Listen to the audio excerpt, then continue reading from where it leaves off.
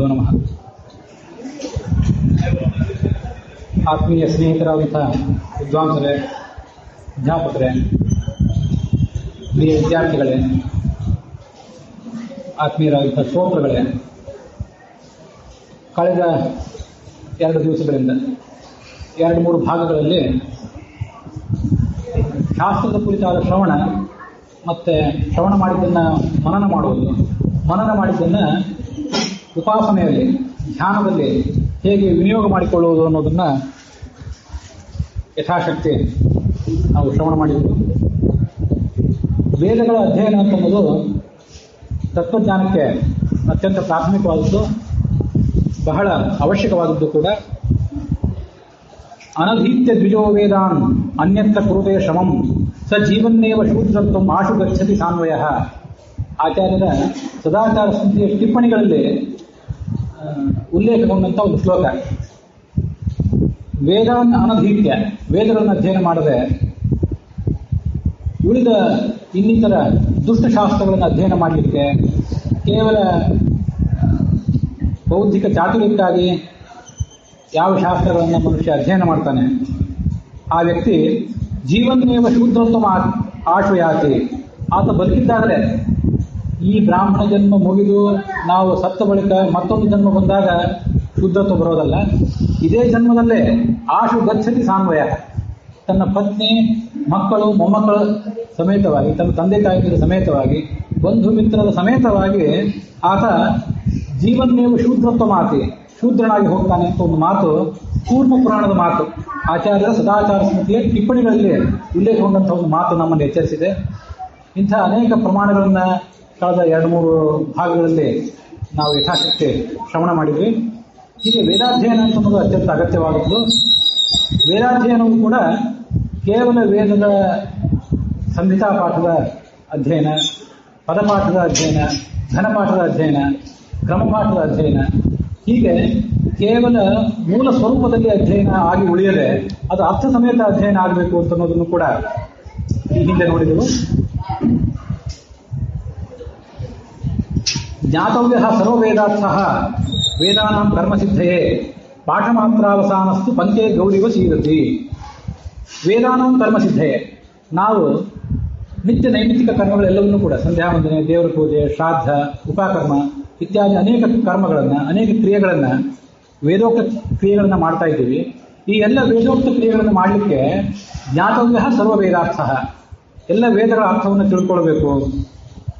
ಪಾಠ ಮಾತ್ರಾವಸಾನಸ್ತು, ಯಾವ ವ್ಯಕ್ತಿ ಕೇವಲ ವೇದದ ಟೆಕ್ಸ್ಟ್ ಅನ್ನು ಓದಿ ಅದರಲ್ಲೇ ತೃಪ್ತಿಯನ್ನು ಕಾಣ್ತಾನೋ ಆತ ಪಂಚೆ ಗೌರಿವ ಸೀರತಿ, ಕೆಸರಿನಲ್ಲಿ ಸಿಕ್ಕಿಬಿದ್ದ ಒಂದು ಗೋವಿನಂತೆ ಕಷ್ಟಪಡ್ತಾನೆ.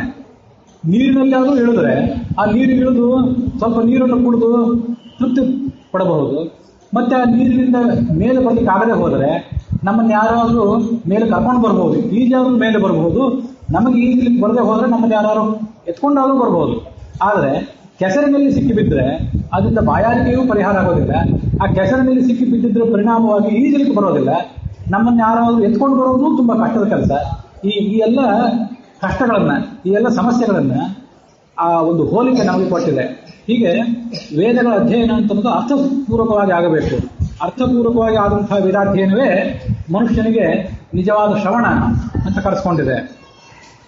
ಅಂಥ ಶ್ರವಣ, ಅದಕ್ಕೆ ಉಚಿತವಾದಂಥ ಮನನ, ಮತ್ತೆ ಆ ಜ್ಞಾನಪೂರ್ವಕವಾದಂಥ ಧ್ಯಾನ, ಉಪಾಸನೆ, ಇವುಗಳು ಆ ಆತ್ಮನ ದರ್ಶನಕ್ಕೆ, ಆತ್ಮಾವ ಅರೇ ದ್ರಷ್ಟವ್ಯ ಶ್ರೋತವ್ಯ ಮಂತವ್ಯೋ ನಿಧಿಧ್ಯಾಸಿತವ್ಯ ಅನ್ನುವ ಶ್ರುತಿಯ ಎಚ್ಚರಿಕೆ ಏನಿದೆ, ಆ ಎಚ್ಚರಿಕೆಯ ಹಿನ್ನೆಲೆಯಲ್ಲಿ ಈ ಎಲ್ಲ ಸಂಗತಿಗಳು ಅಡಗಿವೆ ಅಂತನ್ನೋದನ್ನ ನಾವು ಮನನ ಮಾಡಬೇಕು. ಸರ್ವಕರ್ಮಕೃತವ್ಯತ್ವಾತ್ ಅಸಕ್ತಾಹ ಸರ್ವಜಂತವ. ಇವತ್ತು ನಾವೇನು ಮನುಷ್ಯರಿದ್ದೀವಿ, ಎಷ್ಟೇ ದೊಡ್ಡ ಬುದ್ಧಿವಂತರು ಅಂತ ನಮ್ಮನ್ನು ನಾವು ತಿಳ್ಕೊಂಡ್ರು, ಸಮಾಜ ನಮ್ಮನ್ನು ಮೆಚ್ಚಿ ಸನ್ಮಾನಿಸಿದ್ರು ಕೂಡ ನಮ್ಮ ಬುದ್ಧಿಶಕ್ತಿ ಬಹಳ ಸೀಮಿತವಾದದ್ದು, ನಮ್ಮ ನೆನಪಿನ ಶಕ್ತಿಯೂ ಕೂಡ ಬಹಳ ಸೀಮಿತವಾದದ್ದು. ಅಲ್ಪಸ್ಯ ಕಾಲ ಬಹಳಸ್ಯ ವಿದ್ಯಾ, ನಾವು ಬದುಕಿರುವ ಕಾಲವೇ ಬಹಳ ಅಲ್ಪ, ಅದರಲ್ಲಿ ನಾವು ಸಾಧನೆಗೆ ವಿನಿಯೋಗಿಸುವ ಕಾಲವು ಮತ್ತೂ ಅಲ್ಪವಾಗಿದೆ. ಬಹಳಸ್ಯ ವಿದ್ಯಾ, ಅನೇಕಾನೇಕ ವಿದ್ಯೆಗಳನ್ನು, ವೇದಗಳನ್ನು ಅಧ್ಯಯನ ಮಾಡಬೇಕು. ಆ ವೇದದ ಅರ್ಥಕ್ಕೆ ಸಹಕಾರಿಯಾಗುವಂಥ ಭಾರತ ಭಾಗವತಾದಿ ಇತಿಹಾಸ ಪುರಾಣಗಳನ್ನು ಅಧ್ಯಯನ ಮಾಡಬೇಕು. ಇದೆಲ್ಲವನ್ನೂ ಕೂಡ ಸಂಯುಕ್ತಿಕಾನ್, ಪ್ರಮಾಣ ಗ್ರಂಥಗಳಲ್ಲಿ ದಶ ಪ್ರಕರಣಗಳು, ನ್ಯಾಯಸುಧಾ ಮೊದಲಾದ ಯುಕ್ತಿಯನ್ನು ಪ್ರತಿಪಾದನೆ ಮಾಡುವ ಗ್ರಂಥಗಳೇನಿವೆ, ಆ ಯುಕ್ತಿಗಳನ್ನು ಪ್ರತಿಪಾದನೆ ಮಾಡುವ ಗ್ರಂಥಗಳಲ್ಲಿ ಹೇಳಿದ ಯುಕ್ತಿಗೆ ಅನುಸಾರವಾಗಿ ಈ ಎಲ್ಲ ಜ್ಞಾನವನ್ನು ನಾವು ದೃಢಪಡಿಸ್ಕೋಬೇಕು. ಇಷ್ಟೆಲ್ಲ ಇದ್ದಾಗ ಎಲ್ಲವನ್ನೂ ನಮ್ಗೆ ಓದಲಿಕ್ಕೆ ಸಾಧ್ಯವೇ ಅಂತ ಒಂದು ಪ್ರಶ್ನೆ. ಅದಕ್ಕೆ ಯತ್ ಸಾರಭೂತಂ ತದುಪಾಸಿತವ್ಯಂ. ಈ ಜಗತ್ತಿನಲ್ಲಿ ನಾವು ಅಧ್ಯಯನ ಮಾಡಬೇಕಾದ ಸಂಗತಿಗಳೆಲ್ಲ ನಮ್ಮ ಕಣ್ಣೆದುರಿಗೆ ಬಂದಾಗ ಯಾವುದು ಸಾರಭೂತವಾಗಿದೆಯೋ ಅದನ್ನು ಮಾತ್ರ ಅಧ್ಯಯನ ಮಾಡಿದರೆ ಸಾಕು ಅಂತ ಒಂದು ಕಡೆ ಹೇಳಿದೆ. ಅದರಿಂದ ಸಾರವನ್ನು ಮಾತ್ರ ಅಧ್ಯಯನ ಮಾಡ್ತೀವಿ, ಉಳಿದದ್ದನ್ನೆಲ್ಲ ತಿರಸ್ಕಾರ ಮಾಡ್ತೀವಿ ಅಂತ ತೃಪ್ತಿಯನ್ನು ಕೂಡ ಮನುಷ್ಯ ಹಾಗೆ ತೃಪ್ತನಾಗಬಾರದು. ಯಥಾಶಕ್ತಿ ಅಖಿಲಾನ್ ವೇದಾನ್ ವಿಜ್ಞಾಯ ಉಪಾಸನ ಭವೇ ಅನ್ನೋ ವ್ಯಾಖ್ಯಾನ ನಮ್ಮನ್ನು ಎಚ್ಚರಿಸಿದೆ. ಯಥಾಶಕ್ತಿ ನಮಗೆ ಎಷ್ಟು ಸಮಯಾವಕಾಶ ಇದೆಯೋ, ಎಷ್ಟು ಬುದ್ಧಿಶಕ್ತಿ ಅವಕಾಶ ನಮಗಿದೆಯೋ ಅದಕ್ಕನುಸಾರವಾಗಿ ಸಕಲಾನ್ ವೇದಾನ್ ಎಲ್ಲ ವೇದಗಳನ್ನು ಅಧ್ಯಯನ ಮಾಡಿ, ಮುಂದೆ ಶ್ರವಣ ಮಾಡಿ, ಆ ಬಳಿಕ ಮನನ, ಕೊನೆಯಲ್ಲಿ ಉಪಾಸನ ಮಾಡಬೇಕು. ಅದು ಮನುಷ್ಯನ ಅಧ್ಯಾತ್ಮದ ಸಾಧನೆಗೆ ಪೂರಕ ಆಗ್ತದೆ. ಹೀಗೆ ಎಲ್ಲ ವೇದಗಳನ್ನು ಕೂಡ ಸಾಧ್ಯವಾದಷ್ಟು ಅರ್ಥ ಸಮೇತವಾಗಿ ನಾವು ಅಧ್ಯಯನ ಮಾಡಬೇಕು. ಆದರೂ ಕಳೆದ ದಿವಸ ಹೇಳಿದಂತೆ ಎಲ್ಲ ವೇದಗಳನ್ನ, ಪ್ರತಿಯೊಂದು ವಾಕ್ಯವನ್ನ, ಪ್ರತಿಯೊಂದು ಪದವನ್ನ, ಪ್ರತಿಯೊಂದು ಅಕ್ಷರವನ್ನ ಪರಮಾತ್ಮನಿಗೆ ವಾಚಕ ಅಂತನ್ನೋದನ್ನ ಬಹಳ ಗಾಢವಾದ ರೀತಿಯಲ್ಲಿ, ಆಳವಾದ ರೀತಿಯಲ್ಲಿ ನಮಗೆ ತಿಳ್ಕೊಳ್ಳಿಕ್ಕೆ ಆಗದೆ ಹೋದರೂ ಕೂಡ ಐತರೇಯ ಉಪನಿಷತ್ತಿನಲ್ಲಿ, ಉಪನಿಷತ್ ಭಾಷ್ಯದಲ್ಲಿ ಯಾವ ಒಂದು ಮಾರ್ಗದರ್ಶನ ನಮಗೆ ಇದೆ, ಆ ಮಾರ್ಗದರ್ಶನಕ್ಕನುಸಾರವಾಗಿ ಎಲ್ಲ ವೇದಗಳು ಕೂಡ ಪರಮಾತ್ಮನ ಗುಣ ವೈಭವವನ್ನು ಪ್ರತಿಪಾದನೆ ಮಾಡ್ತಾ ಇವೆ ಅನ್ನೋದನ್ನು ತಿಳ್ಕೊಳ್ಬೇಕು. ನತಾದೃಶಿ ಪ್ರೀತಿ ಇದ್ಯಸ್ಯ ವಿಷ್ಣೋ ಗುಣೋತ್ಕರ್ಷ ಜ್ಞಾತರಿ ಯಾದೃಶಿ ಸ್ಯಾತ್.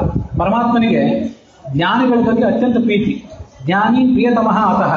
ಜ್ಞಾನಿ ನನ್ನ ಆತ್ಮವೇ ಆಗಿದ್ದಾನೆ ಅಂತ ಪರಮಾತ್ಮ ಹೊಗಳ್ತಾನೆ, ಪ್ರಶಂಸೆ ಮಾಡ್ತಾನೆ.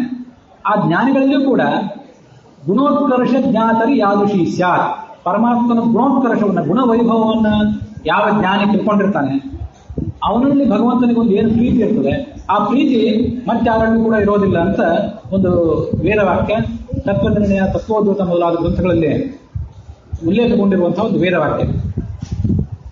ಹೀಗೆ ಸಕಲ ವೇದಗಳು ಕೂಡ ಪರಮಾತ್ಮನ ಗುಣೋತ್ಕರ್ಷವನ್ನು ಹೇಳಲಿಕ್ಕಾಗಿಯೇ ಇವೆ. ವಿಶೇಷತಃ ನಕಾರೋ ಬಲಂ ಶಕಾರ ಪ್ರಾಣ ಆತ್ಮ. ವಿಷ್ಣು ಅನ್ನುವಲ್ಲಿ ವಿ, ಷ, ನ, ಉ ಅಂತ ಇಷ್ಟು ಶಬ್ದಗಳಿವೆ. ಅಲ್ಲಿ ನ ಅನ್ನೋದು ಪರಮಾತ್ಮನ ಬಲವನ್ನು ಹೇಳುತ್ತದೆ. ಷ ಅಂತ ಅನ್ನೋದು ಶಕಾರ ಪ್ರಾಣ ಆತ್ಮ. ಪರಮಾತ್ಮ ಎಲ್ಲರಿಗೂ ಕೂಡ ಅಂತರ್ಯಾಮಿಯಾಗಿದ್ದಾನೆ, ಮತ್ತೆ ಎಲ್ಲವನ್ನೂ ಕೂಡ ನಿಯಮನ ಮಾಡ್ತಿದ್ದಾನೆ ಅನ್ನುವ ಸಂಗತಿಯನ್ನು ಹೇಳಿದೆ. ವಿ ಅನ್ನುವ ಉಪಸರ್ಗ ಆ ವೈಶಿಷ್ಟ್ಯವನ್ನು ಹೇಳಿದೆ. ವಿಚ್ಯುಕ್ತಸ್ಯ ವಿಶಿಷ್ಟತ. ಪರಮಾತ್ಮ ವಿಶಿಷ್ಟವಾದ ಬಲವುಳ್ಳವನು, ಪರಮಾತ್ಮ ವಿಶಿಷ್ಟವಾದ ನಿಯಾಮಕತ್ವ ಶಕ್ತಿ ಉಳ್ಳವನು ಅನ್ನೋದನ್ನ ಆ ವಿ ಎನ್ನುವ ಉಪಸರ್ಗ ತಿಳಿಸಿದೆ. ಅಂತ್ಯಸ್ಥಿತ ಉಕಾರಸ್ತು ತಾಚ್ಛೀಲ್ಯಾದಿ ಹರೆಯರ್ ವದೇ. ವಿಷ್ಣು ಅನ್ನುವಲ್ಲಿ ಹೂ ಇದೆಯಲ್ಲ, ಆ ಹೂ ಎಂಬುದು ಆ ಭಗವಂತನ ಬಲ, ಭಗವಂತನ ಎಲ್ಲ ಗುಣಗಳು, ಆತನ ನಿಯಾಮಕತ್ವ ಶಕ್ತಿ, ಅದೆಲ್ಲವೂ ಆತನ ಸ್ವಭಾವ ಆಗಿದೆಯೇ ಹೊರತು ಆತ ಯಾವುದೋ ಮಹಾ ಪ್ರಯತ್ನವನ್ನು ಮಾಡಿ, ದೊಡ್ಡ ತಪಸ್ಸನ್ನು ಮಾಡಿ, ಯಾರನ್ನೋ ಕುರಿತು ತಪಸ್ಸು ಮಾಡಿ ಗಳಿಸಿದ ಸಿದ್ಧಿ ಅಲ್ಲ ಅದು. ಅದೆಲ್ಲವೂ ಕೂಡ ಅನಾದಿ ಕಾಲದಿಂದ ಆತನ ವ್ಯಕ್ತಿತ್ವದಲ್ಲಿ ಹುದುಗಿರುವಂತಹ ಒಂದು ಅದ್ಭುತವಾದಂತಹ ಗುಣವೈಭವ. ಹೀಗೆ ಈ ಬಲ, ಈ ನಿಯಾಮಕತ್ವ, ಅಂತರ್ಯಾಮಿತ್ವ ಇವೆಲ್ಲವೂ ಕೂಡ ಪರಮಾತ್ಮನ ಸ್ವಭಾವ ಆಗಿದೆಯೇ ಹೊರತು ಆಗಂತುಕವಾದಂತಹ ಯಾವಾಗೋ ಒಮ್ಮೆ ಬಂದು ಮತ್ಯಾವಾಗೋ ಒಮ್ಮೆ ನಾಶ ಆಗುವಂತಹ ಗುಣ ಅಲ್ಲ ಅದು ಅನ್ನೋದನ್ನ ಆ ಕೊನೆಗೆ ಬಂದಂತಹ ಉಕಾರ ತಿಳಿಸಿದೆ. ಹೀಗೆ ವಿಷ್ಣು ಎಂಬಲ್ಲಿ ಆ ಣ ಮತ್ತು ಷಗಳು ಪರಮಾತ್ಮನ ಬಲವನ್ನ, ನಿಯಾಮಕತ್ವವನ್ನ, ಅಂತರ್ಯಾಮಿತ್ವವನ್ನು ತಿಳಿಸಿವೆ. ವಿಷ್ಣು ನಾಮಾರ್ಥರೂಪತ್ವ ವೇದಾನಾಮಪಿ ಸರ್ವಶಃ. ಈ ವಿಷ್ಣು ಎಂಬ ಶಬ್ದ ಏನನ್ನು ತಿಳಿಸಿದೆಯೋ ಅದನ್ನೇ ಉಳಿದ ಎಲ್ಲ ವೇದವಾಕ್ಯಗಳು ಕೂಡ ತಿಳಿಸ್ತವೆ. ಏನು ಪರಮಾತ್ಮನ ಬಲ, ಪರಮಾತ್ಮನ ಅಂತರ್ಯಾಮಿತ್ವ, ನಿಯಾಮಕತ್ವ ಆ ವಿಷ್ಣು ಶಬ್ದದಿಂದ ಪ್ರತಿಪಾದಿತ ಆಗಿದೆ, ಅದನ್ನೇ ಉಳಿದ ಎಲ್ಲ ವೇದವಾಕ್ಯಗಳು ಕೂಡ ಋಗ್ವೇದ, ಯಜುರ್ವೇದ, ಸಾಮ, ಅಥರ್ವ ಮೊದಲಾದ ಎಲ್ಲ ವೇದಗಳು ಕೂಡ ಪರಮಾತ್ಮ ಬಲಸ್ವರೂಪನಾಗಿದ್ದಾನೆ, ಅಂತರ್ಯಾಮಿಯಾಗಿದ್ದಾನೆ, ನಿಯಾಮಕನಾಗಿದ್ದಾನೆ. ಈ ಸಂಗತಿಗಳನ್ನೇ ಅವು ಬೇರೆ ಬೇರೆ ವಾಕ್ಯಗಳು, ಬೇರೆ ಬೇರೆ ಪದಗಳು, ಬೇರೆ ಬೇರೆ ಅಕ್ಷರಗಳು ತಿಳಿಸಿವೆ. ವೇದಾಕ್ಷರಾಣಿ ಯಾವಂತಿ ಪಠಿತಾನ್ ವಿದಾತಿಭಿ ತಾವಂತಿ ಹರಿನಾಮಾನೇ ಪಠಿತಾನಿನ ಸಂಶಯ. ವೇದದಲ್ಲಿ ಅದೆಷ್ಟು ಅಕ್ಷರಗಳನ್ನು ನಾವು ಅಧ್ಯಯನ ಮಾಡ್ತೀವಿ, ಎಷ್ಟೆಷ್ಟು ಅಕ್ಷರಗಳನ್ನು ಓದ್ತೀವಿ, ಆ ಪ್ರತಿಯೊಂದು ಅಕ್ಷರವೂ ಕೂಡ ಪರಮಾತ್ಮನ ಒಂದು ಹೆಸರಾಗಿದೆ. ಆ ಪ್ರತಿಯೊಂದು ಹೆಸರು ಕೂಡ ಯಾನಿ ಗೌಣಾನಿ ನಾಮಾನಿ ವಿಖ್ಯಾತಾನಿ. ಆ ಪ್ರತಿಯೊಂದು ಹೆಸರು ಕೂಡ ಯಾರೋ ತಂದೆ ತಾಯಿಯಂದ್ರು ಆತನಿಗೆ ಇಟ್ಟ ಹೆಸರಲ್ಲ, ಆತನ ಕರೀಬೇಕು ಅಂತ ಇಟ್ಟ ಹೆಸರಲ್ಲ. ನಮ್ಮಲ್ಲಿ ಒಂದು 2-3 ಜನ ಮಕ್ಕಳು ನಮಗಿದ್ರೆ ಅವ್ರಿಗೊಂದು ಯಾವುದೋ ಹೆಸರು ಇಡ್ತೀವಿ. ಒಂದೇ ಹೆಸರನ್ನು 3 ಜನ ಮಕ್ಕಳಿಗೆ ಇಟ್ಬಿಟ್ರೆ ಯಾರನ್ನು ಕರೀಬೇಕು ಅಂತ ತಂದೆ ತಾಯಿಗಳಿಗೆ ಅಭಿಪ್ರಾಯ ಇದ್ದಾಗ ಒಂದು ಹೆಸರನ್ನು ಕರೆದ್ರೆ ಯಾರು ಬರಬೇಕು ಅಂತ ಮಕ್ಕಳಿಗೆ ಗೊಂದಲ ಆಗ್ತದೆ. ಆದ್ದರಿಂದ ಪ್ರತ್ಯೇಕವಾದ ಹೆಸರುಗಳನ್ನು ಇಡ್ತಾರೆ. ಪ್ರತ್ಯೇಕ ಹೆಸರುಗಳನ್ನು ಇಟ್ಟು ಮತ್ತೆ ಕೂಡ ಆ ಕುಟುಂಬದ ಹೆಸರು, ಮನೆತನದ ಹೆಸರು, ಸರ್ನೇಮ್ ಅಂತ ಏನಿರ್ತದಲ್ಲ ಅದನ್ನು ಅದ್ರ ಜೊತೆ ಸೇರಿಸ್ತಾರೆ. ಯಾಕೆಂದ್ರೆ ಒಬ್ಬ ವ್ಯಕ್ತಿಗೆ ನಾರಾಯಣ ಅಂತ ಹೆಸರಿದ್ರೆ ನಾರಾಯಣ ಅನ್ನುವ ವ್ಯಕ್ತಿ ಹುಡುಗ ಈ ಮನೆಯಲ್ಲಿರ್ಬೋದು, ಮತ್ತೊಂದು ಮನೆಯಲ್ಲಿರ್ಬೋದು, ಇನ್ನೊಂದು ಮನೆಯಲ್ಲಿರ್ಬೋದು. ಸಾರ್ವಜನಿಕ ಸಂಪರ್ಕಕ್ಕೆ ಬಂದಾಗ ಯಾರನ್ನ ನಾರಾಯಣ ಅಂತ ಕರೆದ್ರೆ ಯಾರು ಬರಬೇಕು ಹೀಗೆಲ್ಲ ಗೊಂದಲ ಆದಾಗ ಅದ್ರ ಜೊತೆಗೆ ಒಂದು ಸರ್ನೇಮ್ ಬೇರೆ ಸೇರಿಸಿರ್ತಾರೆ. ನಮಗೆ ನಿಮಗೆ ಇರುವಂಥ ಹೆಸರುಗಳು ನಮ್ಮನ್ನು ಕರೀಲಿಕ್ಕಾಗಿ, ನಮಗೊಂದು ಬರ್ತ್ ಸರ್ಟಿಫಿಕೇಟ್ ಕೊಡ್ಲಿಕ್ಕಾಗಿ, ನಾಳೆ ಡೆತ್ ಸರ್ಟಿಫಿಕೇಟ್ ಕೊಡ್ಲಿಕ್ಕಾಗಿರುವಂಥ ಹೆಸರುಗಳು. ಪರಮಾತ್ಮನ ಹೆಸರುಗಳು ಅಂತ ಹೆಸರುಗಳಲ್ಲ, ಪರಮಾತ್ಮನ ಕರೀಲಿಕ್ಕಾಗಿರುವ ಹೆಸರುಗಳಲ್ಲ ಅವು. ಗೌಣಾನಿ, ಪ್ರತಿಯೊಂದು ಹೆಸರು ಕೂಡ, ಪ್ರತಿಯೊಂದು ನಾಮವೂ ಕೂಡ ಪರಮಾತ್ಮನ ಗುಣವೈಭವವನ್ನು ಪ್ರತಿಪಾದನೆ ಮಾಡುವಂತಹ ನಾಮವಾಗಿದೆ. ಇದು ಪರಮಾತ್ಮನ ನಾಮಗಳಿಗೂ ನಮ್ಮ ನಾಮಗಳಿಗೂ ಇರುವಂತಹ ಒಂದು ವ್ಯತ್ಯಾಸ. ಆದ್ದರಿಂದ ಪರಮಾತ್ಮನ ಬಲಸ್ವರೂಪತ್ವ, ಪರಮಾತ್ಮನ ನಿಯಾಮಕತ್ವ, ಪರಮಾತ್ಮನ ಅಂತರ್ಯಾಮಿತ್ವ ಇದನ್ನೇ ಪ್ರತಿಯೊಂದು ವೇದವೂ ಕೂಡ ಪ್ರತಿಪಾದನೆ ಮಾಡಿದೆ. ಪ್ರತಿಯೊಂದು ಶಬ್ದವೂ, ಪ್ರತಿಯೊಂದು ಪದವೂ ಅದನ್ನೇ ಪ್ರತಿಪಾದನೆ ಮಾಡಿದೆ ಅಂತ ತಿಳ್ಕೊಳ್ಬೇಕು. ವಿದ್ಯಾರ್ಥಿಗಳಾದವರೆಲ್ಲರೂ ಕೂಡ ಸಂಹಿತಾ ಪಾಠ, ಪದಪಾಠ, ಕ್ರಮಪಾಠ ಇದನ್ನು ಅಧ್ಯಯನ ಮಾಡಿದವರಿದ್ದೀರಿ. ಪ್ರತಿನಿತ್ಯ ಪ್ರತಿಯೊಂದು ವೇದದ ಸಂಹಿತಾ ಪಾಠ, ಪದಪಾಠ, ಕ್ರಮಪಾಠ ಇದನ್ನು ಅಧ್ಯಯನ ಮಾಡಲಿಕ್ಕಾಗೋದಿಲ್ಲ. ಅದರಲ್ಲಿ ಒಂದೊಂದು ತುಣುಕನ್ನು ನಾವು ಅಧ್ಯಯನ ಮಾಡ್ತೇವೆ. ವಿಶೇಷತಃ ಬ್ರಹ್ಮಯಜ್ಞ ಮಾಡುವಾಗ ಬ್ರಹ್ಮಯಜ್ಞ ಅನ್ನುವುದೇ ಒಂದು ಸ್ವಾಧ್ಯಾಯ ರೂಪವಾದದ್ದು. ಹೀಗೆ ಸ್ವಾಧ್ಯಾಯ ರೂಪವಾದ ಬ್ರಹ್ಮಯಜ್ಞವನ್ನು ಮಾಡುವಾಗ ಋಗ್ವೇದದ ಒಂದು ತುಣುಕು, ಯಜುರ್ವೇದದ ಒಂದು ಭಾಗ, ಸಾಮ ಅಥರ್ವಗಳ ಒಂದೊಂದು ಭಾಗವನ್ನು ಹೇಳೋದು ರೂಢಿಯಲ್ಲಿದೆ. ಪ್ರತಿನಿತ್ಯ ಎಲ್ಲವನ್ನೂ ಮಾಡಲಿಕ್ಕಾಗದೆ ಹೋದರೂ ಕೂಡ ವಿಷ್ಣು ಎಂಬ ಷಡಕ್ಷರ ನಾಮ ಇದೆಯಲ್ಲ, ಓಂ ವಿಷ್ಣುವೇ ನಮಃ ಎಂಬ ವಿಷ್ಣು ಷಡಕ್ಷರ ಮಂತ್ರ ಇದೆಯಲ್ಲ, ಈ ಮಂತ್ರದಿಂದಲೇ ಸಂಹಿತಾ ಪಾಠ, ಪದಪಾಠ ಮತ್ತೆ ಕ್ರಮಪಾಠ ಇದೆಲ್ಲವನ್ನೂ ಕೂಡ ನಾವು ಈ ಮಂತ್ರಕ್ಕೆ ಅಳವಡಿಸಿ ಆ ಮಂತ್ರವನ್ನು ಸಂಹಿತಾ ರೂಪದಲ್ಲಿ, ಪದ ರೂಪದಲ್ಲಿ ಮತ್ತೆ ಕ್ರಮ ರೂಪದಲ್ಲಿ ಅಧ್ಯಯನ ಮಾಡಿದ್ದಾದರೆ ಸಕಲ ವೇದಗಳ ಸಂಹಿತಾ ಪಾಠವನ್ನು, ಸಕಲ ವೇದಗಳ ಪದಪಾಠವನ್ನು, ಹಾಗೆ ಸಕಲ ವೇದಗಳ ಕ್ರಮಪಾಠವನ್ನು ಅಧ್ಯಯನ ಮಾಡಿದಂತಹ ಒಂದು ಫಲವನ್ನು ಮನುಷ್ಯ ಪಡ್ಕೊಳ್ತಾನೆ ಅನ್ನೋದು ಐತರೇಯ ಉಪನಿಷತ್ ಭಾಷ್ಯದಲ್ಲಿ ಪ್ರತಿಪಾದಿಸಲಾಗಿರುವಂತಹ ಒಂದು ಸಂಗತಿ. ಓಂ ವಿಷ್ಣವೇ ನಮಃ ಇದು ಸರಳವಾದಂತಹ ಒಂದು ಸಂಹಿತಾ ಪಾಠ. ಅಗ್ನಿಮೀಳೆ ಪುರೋಹಿತ ಯಜ್ಞಸ್ಯ ದೇವ ಮೃತ್ಯುಜಂ ಹೀಗೇನು ಸಂಹಿತಾ ಪಾಠ ಇದೆ. ಇದು ಸಂಹಿತಾ ಪಾಠ ಆಗಿರುವಂತೆ ಓಂ ವಿಷ್ಣವೇ ನಮಃ ಎಂಬ ವಾಕ್ಯವು ಕೂಡ ಸಂಹಿತಾ ಪಾಠದ ರೂಪವಾಗಿದೆ. ಮುಂದೆ ಓಂ ವಿಶ್ ನವೇ ನಮಃ ಅಂತ ಪದಚ್ಛೇದ ಮಾಡಿ ಓದಿದರೆ ಅದೇ ಪದಪಾಠ ಆಗಿದೆ. ಮುಂದೆ ಓಂ ವಿಷ್ಣವೇ ನವೇ ನಮಃ ಅಂತ ಅದನ್ನು ಓದಿದರೆ ಅದು ಕ್ರಮಪಾಠವಾಗಿದೆ. ಹೀಗೆ ಓಂ ವಿಷ್ಣವೇ ನಮಃ, ಓಂ ವಿಶ್ ನವೇ ನಮಃ, ಓಂ ವಿಷ್ಣವೇ ನವೇ ನಮಃ. ನವೇ ನಮಃ ಅಂದ್ರೂ ಪರಮಾತ್ಮನಿಗೆ ನಮಸ್ಕಾರ, ವಿಷ್ಣವೇ ನಮಃ ಅಂದ್ರೂ ಪರಮಾತ್ಮನಿಗೆ ಸ್ತುತಿ, ನವೇ ನಮಃ ಅಂದ್ರೂ ಪರಮಾತ್ಮನಿಗೆ ಸ್ತುತಿ. ಹೀಗೆ ಈ ವಿಷ್ಣು ಷಡಕ್ಷರ ಮಂತ್ರವನ್ನೇ ಸಂಹಿತಾ ರೂಪದಲ್ಲಿ, ಪದ ರೂಪದಲ್ಲಿ ಮತ್ತೆ ಕ್ರಮ ರೂಪದಲ್ಲಿ ನಾವು ಅಧ್ಯಯನ ಮಾಡಿದ್ದಾದರೆ ಸಕಲ ವೇದಗಳ ಸಂಹಿತಾ ಪಾಠವನ್ನು, ಸಕಲ ವೇದಗಳ ಪದಪಾಠವನ್ನು, ಸಕಲ ವೇದಗಳ ಕ್ರಮಪಾಠವನ್ನು ಮಾಡಿದಂಥ ಪುಣ್ಯ ಪಡ್ಕೊಳ್ತೇವೆ. ಎಲ್ಲವನ್ನೂ ಕೂಡ ಜ್ಞಾನಪೂರ್ವಕವಾಗಿ ಮಾಡಬೇಕು. ಸಕಲವನ್ನೂ ಜ್ಞಾನಪೂರ್ವಕವಾಗಿ ಮಾಡಲಿಕ್ಕೆ ಆಗದೆ ಹೋದರೂ ಕೂಡ ಇಷ್ಟನ್ನಾದರೂ ಅರ್ಥಜ್ಞಾನಪೂರ್ವಕವಾಗಿ ನಾವು ಮಾಡಬೇಕು ಅನ್ನುವಂಥ ಸಂಗತಿಯನ್ನ ಆ ಐತರೇಯ ಉಪನಿಷತ್ ಭಾಷೆಯಲ್ಲಿ ಆಚಾರ್ಯರು ವರ್ಣನೆ ಮಾಡ್ತಾರೆ.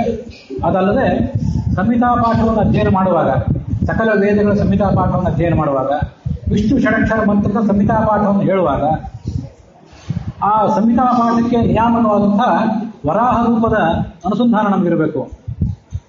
ಪೃಥ್ವೀಸ್ತು ವರಾಹಸ್ತು ಸಂಹಿತಾ ದೇವತೋದಿತ. ಪೃಥ್ವಿಯಲ್ಲಿ ನಾವು ನಡೆದಾಡುವಂಥ ಈ ಪೃಥ್ವಿ ಏನಿದೆಯಲ್ಲ, ಈ ಪೃಥ್ವಿಯಲ್ಲಿರುವಂಥ, ಈ ಭೂಮಿಯಲ್ಲಿರುವಂಥ ವರಾಹನ ರೂಪ ಎಂಬುದು ಆ ಸಂಹಿತಾ ಪಾಠಕ್ಕೆ ನಿಯಾಮಕವಾದಂತಹ ರೂಪ, ಸಂಹಿತಾ ಪಾಠದಿಂದ ಪ್ರತಿಪಾದ್ಯವಾದಂತಹ ರೂಪವಾಗಿದೆ. ದಿವಿಷ್ಠೋ ವಾಮನಶ್ಚೈವ ಸಂಪ್ರೋಕ್ತಃ ಪದದೇವತ. ಮತ್ತೆ ಜುಲೋಕದಲ್ಲಿ ಇರುವಂಥ ವಾಮನ ರೂಪ ಏನಿದೆ ಅದು ಸಂಪ್ರೋಕ್ತಃ ಪದದೇವತ, ಪದಪಾಠಕ್ಕೆ ನಿಯಾಮಕವಾದಂತಹ ರೂಪ ಆಗಿದೆ. ಹಾಗೆ ಪದಪಾಠದಿಂದ ಪ್ರತಿಪಾದ್ಯವಾದಂತಹ ರೂಪವೂ ಆಗಿದೆ. ನೃಸಿಂಹಸ್ತು ಅಂತರಿಕ್ಷ ಸಂಪ್ರೋಕ್ತಃ ಕ್ರಮದೇವತ. ಅಂತರಿಕ್ಷ ಲೋಕದಲ್ಲಿರುವಂತಹ ಭಗವಂತನ ನರಸಿಂಹ ರೂಪ ಏನಿದೆ ಅದು ಸಕಲ ವೇದಗಳ ಕ್ರಮಪಾಠಕ್ಕೆ ನಿಯಾಮಕವಾಗಿದೆ, ಕ್ರಮಪಾಠಕ್ಕೆ ಪ್ರತಿಪಾದ್ಯವೂ ಕೂಡ ಆಗಿದೆ. ಹೀಗೆ ಎಲ್ಲ ವೇದಗಳ ಸಂಹಿತಾ ಪಾಠವನ್ನು ನಾವು ಹೇಳುವಾಗ ಮತ್ತೆ ಪದಪಾಠವನ್ನು ಹೇಳುವಾಗ ಕ್ರಮಪಾಠವನ್ನು ಹೇಳುವಾಗ ವರಾಹ ರೂಪ, ಕ್ರಮವಾಗಿ ವರಾಹ ರೂಪ, ವಾಮನ ರೂಪ ಮತ್ತು ನರಸಿಂಹ ರೂಪ ಇವೆಲ್ಲವೂ ಕೂಡ ಪ್ರತಿಪಾದ್ಯವಾಗಿದೆ, ಹಾಗೆ ನಿಯಾಮಕವೂ ಕೂಡ ಆಗಿದೆ ಅನ್ನೋದನ್ನ ಅನುಸಂಧಾನ ಮಾಡಬೇಕು. ಮತ್ತೆ ಪರಮಾತ್ಮ ಬಲಸ್ವರೂಪನಾಗಿದ್ದಾನೆ, ಪರಮಾತ್ಮ ಅಂತರ್ಯಾಮಿಯಾಗಿದ್ದಾನೆ, ಸಕಲರ ಅಂತರ್ಯಾಮಿಯಾಗಿದ್ದಾನೆ, ಪರಮಾತ್ಮ ಸಕಲರಿಗೂ ಕೂಡ ನಿಯಾಮಕನೂ ಆಗಿದ್ದಾನೆ ಅನ್ನುವ ಈ ಕೆಲವು ಸಂಗತಿಗಳನ್ನ ಎಲ್ಲ ವೇದಗಳ ಅಭ್ಯಾಸವನ್ನು ನಾವು ಮಾಡಬೇಕು. ಯಥಾಶಕ್ತಿ ಅಖಿಲಾನ್ ವೇದಾನ್ ವಿಜ್ಞಾಯ ಉಪಾಸನಂ ಭವೇ ಅನ್ನೋದೊಂದು ಅನುವ್ಯಾಖ್ಯಾನದಲ್ಲಿ ಬಂದಂತಹ ವೇದವಾಕ್ಯ. ಅದನ್ನ ಕಳೆದ ದಿವಸ ಕೂಡ ಹೇಳಿದ್ದೆ, ಅದರ ಹಿಂದಿನ ದಿವಸ ಕೂಡ ನಾನು ಅದನ್ನು ಹೇಳಿದ್ದೆ. ಯಥಾಶಕ್ತಿ ನಮಗೆ ಎಷ್ಟು ಶಕ್ತಿ ಇದೆಯೋ, ನಮಗೆ ಎಷ್ಟು ಕಾಲಾವಕಾಶ ಇದೆಯೋ, ಎಷ್ಟು ಬೌದ್ಧಿಕ ಶಕ್ತಿ ಇದೆಯೋ ಅದಕ್ಕನುಸಾರವಾಗಿ ಅಖಿಲಾನ್ ವೇದಾನ್ ಎಲ್ಲ ವೇದಗಳನ್ನು ಕೂಡ ಅಧ್ಯಯನ ಮಾಡಬೇಕು, ಅಧ್ಯಯನ ಮಾಡಿ ಉಪಾಸನೆ ಮಾಡಬೇಕು. ತತ್ರ ಅಖಿಲಸ್ಯ ವಿಜ್ಞಪ್ತಿ ಸಮ್ಯಕ್ ಬ್ರಹ್ಮಣ ಏವ ಹಿ ತದನ್ಯೇಷಾಂ ಯಥಾಯೋಗಂ ಅಖಿಲ ಜ್ಞಪ್ತಿರಿಷ್ಯತೆ. ಇಷ್ಟು ಜನ ನಾವೆಲ್ಲ ಸಾಧಕರಿದ್ದೇವಲ್ಲ, ಪರಮಾತ್ಮ ಮತ್ತು ಲಕ್ಷ್ಮಿ ಇವರಿಬ್ಬರನ್ನು ಹೊರತುಪಡಿಸಿದರೆ ಪರಮಾತ್ಮ ಎಲ್ರಿಗೂ ನಿಯಾಮಕನಾಗಿದ್ದಾನೆ, ಲಕ್ಷ್ಮಿ ಎಲ್ಲರಿಗೂ ಕೂಡ ಉತ್ತಮಳಾಗಿದ್ದಾಳೆ, ಅವಳು ನಿತ್ಯ ಮುಕ್ತಳಾಗಿದ್ದಾಳೆ. ಪರಮಾತ್ಮ ಮತ್ತು ಲಕ್ಷ್ಮಿ ಇವರಿಬ್ಬರನ್ನು ಹೊರತುಪಡಿಸಿದರೆ ಇವರವರೆಲ್ಲರೂ ಕೂಡ ತೀರಾ ಕ್ಷುಲ್ಲಕರಾದಂತಹ ನಮ್ಮಿಂದ ಪ್ರಾರಂಭಗೊಂಡು ಚತುರ್ಮುಖ ಬ್ರಹ್ಮನವರೆಗೆ ಪ್ರತಿಯೊಬ್ಬರು ಕೂಡ ಜೀವರು ಅಂತ ಕರೆಸ್ಕೊಂಡಿದ್ದಾರೆ. ಇವರು ಸಾಧಕರು, ಸಂಸಾರದಲ್ಲಿ ಬಿದ್ದಿದ್ದಾರೆ, ಸಂಸಾರದಲ್ಲಿ ಸಿಲುಕಿ ಸಾಧನೆ ಮಾಡಿಕೊಂಡು ಸಂಸಾರದಿಂದ ಮೇಲೆದ್ದು ಮುಕ್ತರಾಗಬೇಕಾದಂತಹ ಒಂದು ಜವಾಬ್ದಾರಿಯನ್ನ, ಮುಕ್ತರಾಗಬೇಕಾದಂತಹ ಅನಿವಾರ್ಯತೆಯನ್ನ ಹೊಂದಿದವರಾಗಿದ್ದಾರೆ. ಇವರೆಲ್ಲರಲ್ಲಿ ಸಂಪೂರ್ಣವಾದ ಸರ್ವಜ್ಞತ್ವ ಬರಲಿಕ್ಕೆ ಯಾರಿಗೆ ಸಾಧ್ಯ? ತತ್ರ ಅಖಿಲಸ್ಯ ವಿಜ್ಞಪ್ತಿ ಸಮ್ಯಕ್ ಬ್ರಹ್ಮಣ ಏವ ಹಿ. ಕೇವಲ ಚತುರ್ಮುಖ ಬ್ರಹ್ಮ ಒಬ್ಬನೇ ಎಲ್ಲವನ್ನೂ ಕೂಡ ತಿಳಿಯಬಲ್ಲ, ಎಲ್ಲ ವೇದಗಳನ್ನು ಅಧ್ಯಯನ ಮಾಡಬಲ್ಲ, ಹಾಗೆ ಎಲ್ಲವನ್ನೂ ಕೂಡ ತಿಳಿಯಬಲ್ಲ. ತದನ್ಯೇಷಾಂ ಆ ಚತುರ್ಮುಖ ಬ್ರಹ್ಮನನ್ನು ಹೊರತುಪಡಿಸಿದರೆ ಯಥಾಯೋಗಂ ಅಖಿಲ ಜ್ಞಪ್ತಿ, ನಮ್ಮ ಶಕ್ತಿ ಅನುಸಾರ ನಾವು ತಿಳ್ಕೊಂಡೆವು, ನಮ್ಮ ಗುರುಗಳು ನಮಗಿಂತ ಹೆಚ್ಚಿನ ಸಂಗತಿಗಳನ್ನು ಅನುಸಂಧಾನ ಮಾಡಿಕೊಂಡು ಅವರ ಗುರುಗಳು ತಮ್ಮ ಯೋಗ್ಯತಾನುಸಾರವಾಗಿ ಮತ್ತಷ್ಟು ಹೆಚ್ಚಿನ ವಿಷಯಗಳನ್ನು ಶ್ರವಣ ಮಾಡಿದರು, ಮನನ ಮಾಡಿದರು, ಅದನ್ನು ಧ್ಯಾನ ಮಾಡಿದರು. ಹೀಗೆ ಪ್ರತಿಯೊಬ್ಬರೂ ಕೂಡ ತಮ್ಮ ತಮ್ಮ ಯೋಗ್ಯತಾನುಸಾರವಾಗಿ ಶ್ರವಣ ಮಾಡ್ತಾರೆ, ಮನನ ಮಾಡ್ತಾರೆ ಮತ್ತು ಅದನ್ನು ಧ್ಯಾನ ಮಾಡ್ತಾರೆ. ಹೊರತು ತಮ್ಮ ಜೀವಮಾನದಲ್ಲಿ ಪ್ರತಿಯೊಂದನ್ನು ಕೂಡ ಅಧ್ಯಯನ ಮಾಡಲಿಕ್ಕೆ ಪ್ರತಿಯೊಬ್ಬರಿಗೂ ಸಾಧ್ಯವಿಲ್ಲ. ಅನುವ್ಯಾಖ್ಯಾನ ನ್ಯಾಯಸುಧಾದಲ್ಲಿ ಟೀಕಾಚಾರ್ಯರ ಪ್ರಶ್ನೆಯನ್ನು ಮಾಡಿಕೊಂಡಿದ್ದಾರೆ. ಪ್ರಶ್ನೋತ್ತರ ರೂಪವಾದಂತಹ ಒಂದು ಸಂವಾದವನ್ನು ಮಾಡಿಕೊಂಡು, ಈ ಜನ್ಮದಲ್ಲಿ ನಮಗೆ ಎಲ್ಲಾ ವೇದಗಳನ್ನು ಓದಲಿಕ್ಕಾಗದೇ ಇರಬಹುದು, ಮುಂದಿನ ಜನ್ಮ, ಈ ಜನ್ಮದಲ್ಲಿ ಸ್ವಲ್ಪ ಓದೋಣ, ಇದಕ್ಕಿಂತ ಹೆಚ್ಚಿನದಾದನ್ನ ಇದನ್ನು ಮುಂದಿನ ಜನ್ಮದಲ್ಲಿ ಓದೋಣ, ಅದರ ಮುಂದಿನ ಜನ್ಮದಲ್ಲಿ ಮತ್ತಷ್ಟು ಓದೋಣ. ಹೀಗೆ ಎಲ್ಲವನ್ನೂ ಓದಲಿಕ್ಕೆ ಈ ಜನ್ಮದಲ್ಲಿ ಸಾಧ್ಯ ಆಗದೇ ಹೋದರೂ ಕೂಡ ಮುಂದೊಂದು ಜನ್ಮದಲ್ಲಿ ಎಲ್ಲ ವೇದಗಳನ್ನು ಓದಲಿಕ್ಕೆ ಸಾಧ್ಯ ಆಗ್ತದೋ ಹೇಗೆ ಅಂತ ಒಂದು ಪ್ರಶ್ನೆ ಅಲ್ಲಿ ತಾವೇ ಮಾಡಿಕೊಂಡು ಆ ಪ್ರಶ್ನೆಗೆ ಉತ್ತರವನ್ನು ಕೂಡ ಹೇಳ್ತಾರೆ. ಅನಂತಾವೈ ವೇದಾಹ, ವೇದಗಳು ಅನಂತವಾಗಿವೆ. ಆ ಅನಂತ ವೇದಗಳನ್ನು ನಾವೆಲ್ಲರೂ ಕೂಡ ಅಲ್ಪ ಆಯುಷ್ಯವುಳ್ಳಂಥ, ಅಲ್ಪ ಸಾಧನೆ ಉಳ್ಳಂಥ ನಾವೆಲ್ಲರೂ ಕೂಡ ಅದೆಷ್ಟೇ ಜನ್ಮ ಬಂದರೂ ಕೂಡ ಅಧ್ಯಯನ ಮಾಡಲಿಕ್ಕೆ ಸಾಧ್ಯವಿಲ್ಲ. ಪುರಾಣದಲ್ಲಿ ಕೆಲವು ಗ್ರಂಥಗಳಲ್ಲಿ ಒಂದು ಕಥೆ ಇದೆ. ಒಬ್ಬ ಋಷಿಯಾದವನು ಒಂದು 100 ವರ್ಷದ ಆಯುಷ್ಯವನ್ನು ಅಪೇಕ್ಷೆ ಪಟ್ಟು ಇಂದ್ರನನ್ನು ಕುರಿತು ತಪಸ್ಸು ಮಾಡಿದ, ದೇವತೆಗಳನ್ನು ಕುರಿತು ತಪಸ್ಸು ಮಾಡಿದ. ನಿನಗೇನು ಬೇಕು ಅಂತ ಅವ್ರು ಕೇಳಿದರು. ನನಗೆ ಒಂದು 100 ವರ್ಷದ ಅಖಂಡವಾದ ಆಯುಷ್ಯ ಬೇಕು, ನಾನು ವೇದಗಳನ್ನು ಅಧ್ಯಯನ ಮಾಡಬೇಕಾಗಿದೆ. ದೇವತೆಗಳು ಆತನಿಗೆ ಆಶೀರ್ವಾದ ಮಾಡಿದರು. ಅಖಂಡವಾದ ಗುರುಕುಲವಾಸ ಮಾಡಿದ, ಅಖಂಡವಾದ ಅಧ್ಯಯನವೂ ಮಾಡಿದ. ಅವನಿಗೆ ತೃಪ್ತಿ ಆಗಲಿಲ್ಲ. ಮತ್ತೆ ದೇವತೆಗಳನ್ನು ಪ್ರಾರ್ಥನೆ ಮಾಡಿದ.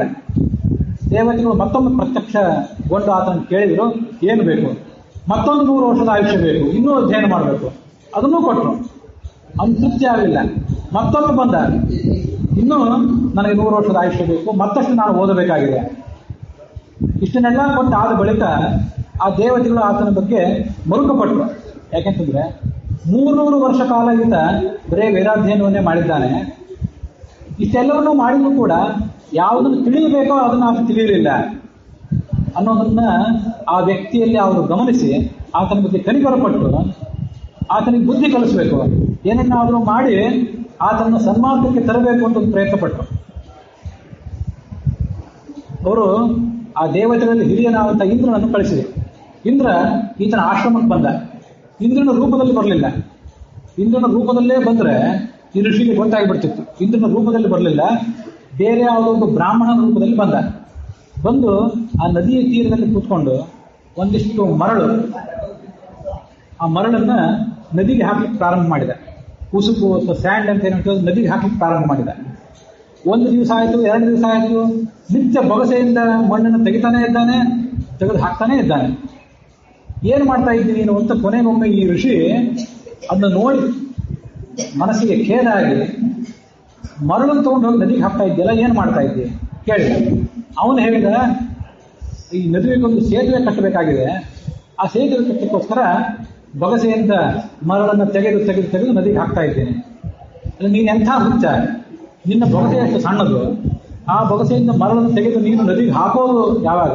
ನೀನು ಹಾಕಿದಷ್ಟು ಆ ನದಿಯ ಅಪಾರವಾದ ಪ್ರವಾಹ ಆ ಮರಳನ್ನೆಲ್ಲ ನುಂಗಿ ನಾಶ ಮಾಡ್ತದೆ. ಈ ಯಾವಾಗ ಸೇತುವೆ ತಯಾರಾಗೋದು?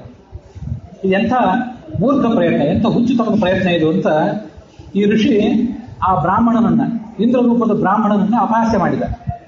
ಅದಕ್ಕೆ ಅವನು ಹೇಳಿದ, ಅನಂತ ವೇದರಾಶಿಗಳಿವೆ, ಅನಂತ ವೇದರಾಶಿಗಳನ್ನ ನೀನು 100 ವರ್ಷ ಆಯುಷ್ಯ, 100 ವರ್ಷ ಆಯುಷ್ಯ, 100 ವರ್ಷ ಆಯುಷ್ಯ ಅಂತ ಆಯುಷ್ಯವನ್ನು ಹೆಚ್ಚು ಮಾಡಿಕೊಂಡು ಓದಬೇಕು ಅಂತ ಪ್ರಯತ್ನ ಪಟ್ಟಿದ್ದೀಯಲ್ಲ, ಇಷ್ಟೆಲ್ಲ ವೇದಗಳನ್ನು ಓದಿ ತತ್ವಜ್ಞಾನಿ ಆಗಬೇಕು ಅಂತ ನೀನು ಪ್ರಯತ್ನ ಪಡ್ತಾ ಇದೆಯಲ್ಲ, ನಿನ್ನ ಪ್ರಯತ್ನ ಬುದ್ಧಿವಂತಿಕೆಯ ಪ್ರಯತ್ನ ಆಗೋದಾದರೆ ಮರಳಿನಿಂದ ಸೇತುವೆಯನ್ನು ಕಟ್ಟುವ ನನ್ನ ಪ್ರಯತ್ನ ಯಾಕೆ ಬುದ್ಧಿವಂತಿಕೆಯ ಪ್ರಯತ್ನ ಆಗಬಾರ್ದು?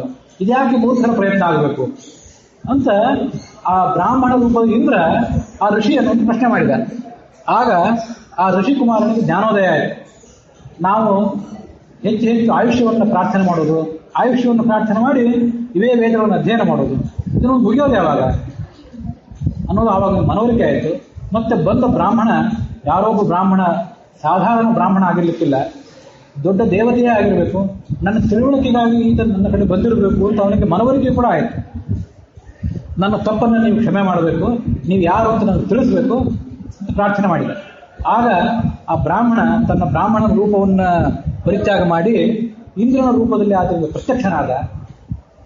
ಅತಿ ಹೆಚ್ಚಿನ ಆಯುಷ್ಯವನ್ನು ಅಪೇಕ್ಷೆ ಪಡೋದು, ಮತ್ತೆ ಯಾವುದೇ ತತ್ವಜ್ಞಾನವಿಲ್ಲದೆ, ಸಾರಭೂತವಾದ ಸಾರಾಂಶದ ಜ್ಞಾನವಿಲ್ಲದೆ, ಕೇವಲ ವಾಕ್ಯಗಳ ಜ್ಞಾನ, ಕೇವಲ ಪದಗಳ ಜ್ಞಾನಕ್ಕಾಗಿ ನೀನೇನು ಪ್ರಯತ್ನ ಪಡ್ತಾ ಇದ್ದಿ, ಈ ಜ್ಞಾನ ಎಲ್ಲವೂ ಕೂಡ ವ್ಯರ್ಥ ಅಂತ ಅವನಿಗೆ ಮನವರಿಕೆ ಆಗುವಂತೆ ಮಾಡಿದ.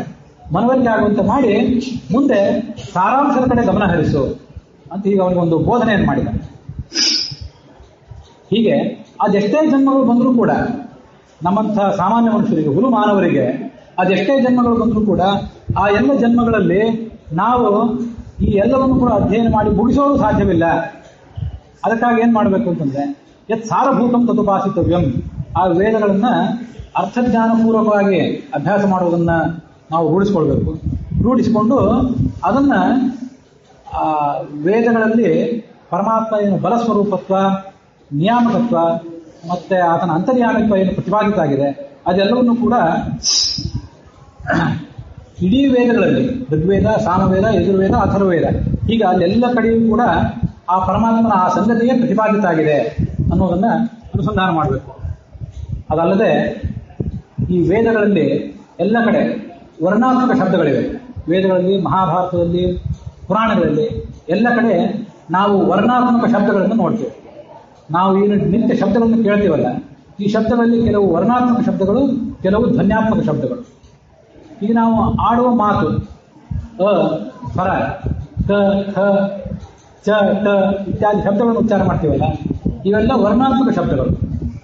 ನಾನು ಏನು ಉಚ್ಚಾರ ಮಾಡಿದೆ ಅಂತನ್ನೋದು ನಿಮಗೆ ಸುಲಭವಾಗಿ ಗ್ರಹಣ ಆಗುವಂಥ ಕೆಲವು ವರ್ಣಗಳು, ಇವುಗಳನ್ನು ವರ್ಣಾತ್ಮಕ ಶಬ್ದ ಅಂತ ಕರೀತೇವೆ. ಈ ವರ್ಣಾತ್ಮಕ ಶಬ್ದಗಳಿಂದಲೂ ಪರಮಾತ್ಮ ಪ್ರತಿಪಾದಿತನಾಗಿದ್ದಾನೆ. ಹಾಗೆ ಧ್ವನ್ಯಾತ್ಮಕ ಶಬ್ದಗಳಿಂದಲೂ ಕೂಡ ಪರಮಾತ್ಮ ಪ್ರತಿಪಾದಿತನಾಗಿದ್ದಾನೆ ಅನ್ನೋದನ್ನ ಐತಿರೇಯ ಉಪನಿಷತ್ತು ಮತ್ತು ಅದರ ಭಾಷ್ಯದ ಬೆಳಕಿನಲ್ಲಿ ನಾವು ಅನುಸಂಧಾನ ಮಾಡಬೇಕು. ಧ್ವನ್ಯಾತ್ಮಕ ಶಬ್ದಗಳನ್ನು ನಾವು ಕೇಳಿ ಬಲ್ಲೆವು, ಆದರೆ ಆ ಧ್ವನ್ಯಾತ್ಮಕ ಶಬ್ದಗಳು ಪರಮಾತ್ಮನ ಮಹಿಮೆಯನ್ನು ಹೇಗೆ ಪ್ರತಿಪಾದನೆ ಮಾಡ್ತವೆ ಅಂತಂದ್ರೆ ನಮ್ಗೆ ಗೊತ್ತಿಲ್ಲ. ನದಿ ಹರಿಯುವ ಶಬ್ದ, ಗಾಳಿ ಬೀಸುವ ಶಬ್ದ, ಮೃದಂಗದ ಶಬ್ದ, ವೀಣೆಯ ಶಬ್ದ, ವಾದ್ಯಗಳ ಶಬ್ದ, ಗಂಟೆಯ ಶಬ್ದ, ಹಲ್ಲಿ ಶಬ್ದ ಮಾಡ್ತದೆ, ಲೊಚಗುಟ್ಟುವ ಶಬ್ದ, ಇದೆಲ್ಲವೂ ಕೂಡ ಭಗವಂತನ ಪ್ರತಿಪಾದನೆ ಮಾಡ್ತದೆ. ಸಮುದ್ರದ ಭೋರ್ಗರಿತ, ಇದೆಲ್ಲವೂ ಕೂಡ ಭಗವಂತನ ಪ್ರತಿಪಾದನೆ ಮಾಡ್ತದೆ. ಕೇವಲ ವರ್ಣಾತ್ಮಕ ಶಬ್ದ ಅಲ್ಲ. ಆನಂದತ್ವ ಅನಾಮಾಸವು ಉತ್ಕೃಷ್ಟತ್ವ ಉನಾಮಕಃ ಏತನ್ನಾಮದ್ವಯಂ ಜ್ಞಾತ್ವ ಸರ್ವಪಾಪೈ ಪ್ರಮುಚ್ಯತೆ ಅಂತ ಸರ್ವಮೂಲದಲ್ಲಿ ಬಂದಂಥ ಒಂದು ಮಾತು. ಪ್ರತಿಯೊಂದು ಶಬ್ದವೂ ಭಗವಂತನ ಪ್ರತಿಪಾದನೆ ಮಾಡ್ತದೆ. ಹೌದು, ಅಂದರೆ ಅದು ಪರಮಾತ್ಮ ಆನಂದ ಸ್ವರೂಪ ಅಂತ ಹೇಳ್ತದೆ. ಆನಂದತ್ವ ಅನಾಮಾಸವು, ಆ ಅನ್ನೋದು ಪರಮಾತ್ಮನ ಮತ್ತೊಂದು ಗುಣವನ್ನು ಹೇಳ್ತದೆ. ಹೂ ಅನ್ನೋದು ಪರಮಾತ್ಮ ಉತ್ಕೃಷ್ಟನಾಗಿದ್ದಾನೆ ಅಂತ ಪ್ರತಿಪಾದನೆ ಮಾಡ್ತದೆ. ಹೀಗೆ ಅ, ಈ, ಉ ಇತ್ಯಾದಿ ಪ್ರತಿಯೊಂದು ಶಬ್ದ, ಮತ್ತು ಈ ಹಿಂದೆ ಹೇಳಿದಂತೆ ನ, ಶ ಮೊದಲಾದ ಪ್ರತಿಯೊಂದು ಅಕ್ಷರಗಳು ಕೂಡ ಪರಮಾತ್ಮನ ಗುಣಗಳನ್ನು ಪ್ರತಿಪಾದನೆ ಮಾಡ್ತವೆ. ವರ್ಣಾತ್ಮಕ ಶಬ್ದವೆಲ್ಲ ರಾಶಿಯೆಲ್ಲವೂ ಕೂಡ ಭಗವಂತನ ಪ್ರತಿಪಾದನೆ ಮಾಡೋದು ಹೌದು. ಆದರೆ ಧ್ವನ್ಯಾತ್ಮಕ ಶಬ್ದ ಹೇಗೆ ಪ್ರತಿಪಾದನೆ ಮಾಡ್ತದೆ? ಧ್ವನ್ಯಾತ್ಮಕ ಶಬ್ದಗಳು ಪರಮಾತ್ಮನ ಯಾವ್ಯಾವ ಗುಣವನ್ನು ಪ್ರತಿಪಾದನೆ ಮಾಡ್ತವೆ ಅನ್ನೋದನ್ನು ಕೂಡ ಆ ಸರ್ವಮೂಲದ ಬೆಳಕಿನಲ್ಲಿ ನಾವು ಅನುಸಂಧಾನ ಮಾಡಬೇಕು. ಹೀಗೆ ಪರಮಾತ್ಮ ಸರ್ವಶಬ್ದ ವಾಚ್ಯನಾಗಿದ್ದಾನೆ ಅಂತನ್ನೋದನ್ನ ನಾವು ಮನನ ಮಾಡಬೇಕು. ಹುಂಕಾರೇಣ ಸಹೈವ ಅಬ್ಧಿ ವದತಿ ಅಭಿಮೋಗ ಶಕ್ತಿತಾಂ. ಸಮುದ್ರವನ್ನು ನಾವೆಲ್ಲ ನೋಡಿದ್ದೇವೆ. ಸಮುದ್ರದ ಎದುರಿಗೆ ಹೋಗಿ ನಿಂತ್ಕೊಳ್ತೇವೆ. ಆ ಸಮುದ್ರವಾದ ಅಪಾರವಾದ ಜಲರಾಶಿಯನ್ನು ನೋಡಿ ಸಂತೋಷ ಪಡ್ತೇವೆ. ನದಿ ಹರಿಯೋದನ್ನು ನೋಡ್ತೇವೆ. ಆ ನದಿಯ ಜುಳು ಶಬ್ದವನ್ನು ಕೇಳ್ತೇವೆ. ಆ ನಿಸರ್ಗದ ಆ ಶಬ್ದಗಳಲ್ಲಿ ನಮ್ಮನ್ನು ನಾವು ಮೈ ಮರಿತೇವೆ. ಆದರೆ ಆ ನಿಸರ್ಗದ ಆ ಎಲ್ಲ ಶಬ್ದಗಳು, ಹಕ್ಕಿಗಳ ಚಿಲಿಪಿಲಿ ಶಬ್ದ, ನದಿ ಹರಿಯುವ ಶಬ್ದ, ಸಮುದ್ರದ ಭೋರ್ಗರಿತ, ಇದೆಲ್ಲವೂ ಕೂಡ ಪರಮಾತ್ಮನ ಗುಣಕ್ಕೆ ವಾಚಕ ಆಗಿದೆ ಅಂತಂದ್ರೆ ನಾವು ಮರೆತು ಬಿಡ್ತೇವೆ. ಮರೆತು ಕೇವಲ ನಿಸರ್ಗದ ಹೊರಗಿನ ಒಂದು ರೂಪ ಏನಿದೆ ಅದರಲ್ಲಿ ನಾವು ಮಗ್ನರಾಗಿಬಿಡ್ತೇವೆ. ಒಂದ್ ಕಡೆ ರಾಮಾಯಣ ನಮ್ಮನ್ನು ಹಾಸ್ಯ ಮಾಡಿದೆ. ನಂದದಿ ಉದಿತ ಆದಿತ್ಯ ನಂದಪ್ಯಸ್ತಮಿತೇರವವು. ಮನುಷ್ಯ ಸಂತೋಷ ಪಡ್ತಾನೆ. ಸೂರ್ಯೋದಯ ಆಗುವಾಗ ನಿಸರ್ಗ ಬಹಳ ರಮಣೀಯವಾಗಿರುತ್ತೆ. ಸೂರ್ಯಾಸ್ತ ಆಗುವಾಗಲೂ ಅಷ್ಟೇ ರಮಣೀಯ. ಎಲ್ಲಿ ಸೂರ್ಯೋದಯ ಆಗ್ತದೆ, ಎಲ್ಲಿ ಸೂರ್ಯಾಸ್ತ ಆಗ್ತದೆ ಅಂತ ಅನ್ನೋದನ್ನೆಲ್ಲ, ಸನ್ರೈಸ್ ಸನ್ಸೆಟ್ ಆಗಿ ಎಲ್ಲೆಲ್ಲಿ ಆಗ್ತದೆ, ಆ ಪಾಯಿಂಟ್ಗಳು ಎಲ್ಲೆಲ್ಲಿವೆ, ಯಾವ ಪರ್ವತದ ಮೇಲೆ ಹೋಗಿ ನಿಂತರೆ ಸೂರ್ಯಾಸ್ತವನ್ನು ಅತ್ಯಂತ ರಮಣೀಯವಾಗಿ ನಾವು ನೋಡಬಹುದು, ಸೂರ್ಯೋದಯವನ್ನು ನೋಡಬಹುದು ಅನ್ನೋದನ್ನೆಲ್ಲ ಮನುಷ್ಯ ಹುಡುಕಿ ಸೂರ್ಯೋದಯವನ್ನು ಸೂರ್ಯಾಸ್ತವನ್ನು ನೋಡ್ಲಿಕ್ಕೆ ಹೋಗ್ತಾನೆ. ಆದರೆ ಆತ್ಮನೋ ನಾವಬುದ್ಧಂತೆ ಮನುಷ್ಯ ಜೀವಿತ ಕ್ಷಯಂ. ಪ್ರತಿಯೊಂದು ಸೂರ್ಯೋದಯ ಆದಾಗ, ಪ್ರತಿಯೊಂದು ಸೂರ್ಯಾಸ್ತ ಆದಾಗ ನಮ್ಮ ಒಂದು ದಿನ ಹೋಯಿತು ಅನ್ನೋದನ್ನು ಮನುಷ್ಯ ತಿಳ್ಕೊಳ್ಳೋದಿಲ್ಲ, ಅದನ್ನು ಮನವರಿಕೆ ಮಾಡ್ಕೊಳ್ಳೋದಿಲ್ಲ. ಕೇವಲ ಭಾಷ್ಯ ರೂಪದಲ್ಲಿ ಆತ ತಲ್ಲೀನನಾಗಿಬಿಡ್ತಾನೆ ಅಂತ ಮನುಷ್ಯನಿಗೆ ಎಚ್ಚರಿಕೆ ಕೊಟ್ಟಿದೆ. ಆ ಎಚ್ಚರಿಕೆಯನ್ನು ನಾವು ಗಮನದಲ್ಲಿಟ್ಟುಕೊಂಡು ಪ್ರತಿಯೊಂದು ಧ್ವನ್ಯಾತ್ಮಕ ಶಬ್ದವೂ ಕೂಡ ಪರಮಾತ್ಮನ ಗುಣಗಳಿಗೆ ವಾಚಕ ಆಗಿದೆ. ಆ ಪರಮಾತ್ಮನ ಗುಣಗಳನ್ನು ಪ್ರಕೃತಿಯ ಅಭಿಮಾನಿಯಾದಂಥ ಲಕ್ಷ್ಮೀದೇವಿ ಸ್ವಯಂ ಆ ಪ್ರಕೃತಿಯೊಳಗೆ ನಿಂತುಕೊಂಡು ಆ ಪರಮಾತ್ಮನ ಗುಣಗಳನ್ನು ವರ್ಣನೆ ಮಾಡ್ತಾಳೆ. ಇದನ್ನ ನಾವು ನಮ್ಮ ದಿನನಿತ್ಯ ಜೀವನದಲ್ಲಿ ಕೂಡ ನೋಡ್ತೇವೆ. ನಮ್ಮ ಒಂದು ಕಾರ್ಯಕ್ರಮಕ್ಕೆ ಯಾರಾದರೂ ಒಬ್ಬ ಮುಖ್ಯ ಅತಿಥಿಗಳಾಗಿ, ಮುಖ್ಯ ಅಧ್ಯಕ್ಷರಾಗಿ ಬಂದರೆ ವಾದ್ಯ ಸಮೇತ ಅವ್ರನ್ನ ಸ್ವಾಗತ ಮಾಡ್ತೇವೆ. ಬಹಳ ದೊಡ್ಡ ಅತಿಥಿಗಳು ಬಂದರೆ ವಾದ್ಯಗಳ ಸಂಖ್ಯೆಯೂ ಹೆಚ್ಚಾಗ್ತದೆ. ಅತಿಥಿಗಳು ಬಹಳ ಕಾಲದ ಬಳಿಕ ಬರೋರಾದರೆ, ಪ್ರತಿ ವರ್ಷ ಬರೋರಾದರೆ ಅವ್ರದ್ದೊಂದು ಮಾರ್ಗ. 12 ವರ್ಷಕ್ಕೊಮ್ಮೆ ಬರುವ ಅತಿಥಿ ಆದರೆ, ಬಹಳ ಅಪರೂಪಕ್ಕೆ ಬರುವ ಅತಿಥಿ ಆದರೆ ನಾವು ಆತನನ್ನು ಸ್ವಾಗತ ಮಾಡಲಿಕ್ಕೆ ಏನು ಪ್ರಯತ್ನ ಪಡ್ತೀವಿ, ಅದು ಕೂಡ ಬಹಳ ವೈಭವಪೇತವಾಗಿದೆ. ನಾನಾ ಥರದ ವಾದ್ಯಗಳನ್ನು ನಾವಲ್ಲಿ ಮೊಳಗಿಸ್ತೇವೆ. ನಾನಾ ಥರದ ವಾದ್ಯಗಳನ್ನು ಮೊಳಗಿಸಿ ಆ ಅತಿಥಿಗಳನ್ನು ಸ್ವಾಗತ ಮಾಡಲಿಕ್ಕೆ ಪ್ರಯತ್ನ ಪಡ್ತೀವಿ. ಇದೆಲ್ಲ ಯಾಕೆ? ವಾದ್ಯಗಳನ್ನು ಮೊಳಗಿಸುವುದರ ಅರ್ಥ ಏನು? ನೀವು ಅತಿಥಿಗಳಾಗಿ, ಅಧ್ಯಕ್ಷರಾಗಿ ನಮ್ಮನ್ನು ಅನುಗ್ರಹಿಸಲಿಕ್ಕಾಗಿ ಏನು ಬಂದಿದ್ದೀರಿ, ಇದು ನಮಗೆ ಅತ್ಯಂತ ದೊಡ್ಡ ಸಂತೋಷವನ್ನು ಕೊಟ್ಟಿದೆ. ಇದನ್ನೆಲ್ಲ ತಿಳಿಸ್ಲಿಕ್ಕಾಗಿ ನಾನಾ ಥರದ ವಾದ್ಯಗಳನ್ನು, ತಾಳವಾದ್ಯಗಳನ್ನು, ತಂತಿ ವಾದ್ಯಗಳನ್ನು, ಮತ್ತೆ ನಗಾರಿ ಮೊದಲಾದ ವಾದ್ಯಗಳನ್ನು ಮೊಳಗಿಸಿ ಆ ಪರಮಾತ್ಮನನ್ನು, ಆ ಅತಿಥಿಯನ್ನು, ಅಧ್ಯಕ್ಷರನ್ನು ನಾವು ಸ್ವಾಗತ ಮಾಡಲಿಕ್ಕೆ ಪ್ರಯತ್ನ ಪಡ್ತೇವೆ. ಇದೆಲ್ಲವೂ ಕೂಡ ಒಬ್ಬ ಲೌಕಿಕ ಅತಿಥಿ, ಒಬ್ಬ ಲೌಕಿಕ ಮನುಷ್ಯ, ಇವರನ್ನು ಸ್ವಾಗತ ಮಾಡಲಿಕ್ಕೆ, ಈತನ ಜೊತೆಗೆ ನಾವು ವ್ಯವಹಾರ ಮಾಡಲಿಕ್ಕೆ, ಈತನ ಎದುರಿಗೆ ನಮ್ಮ ಭಾವನೆಗಳನ್ನು ಹೇಳ್ಕೊಳ್ಳಿಕ್ಕೆ ಇಷ್ಟೊಂದು ಅದ್ಭುತವಾದ ಸ್ವಾಗತವನ್ನು ನಾವು ಏರ್ಪಾಡು ಮಾಡ್ತೇವೆ.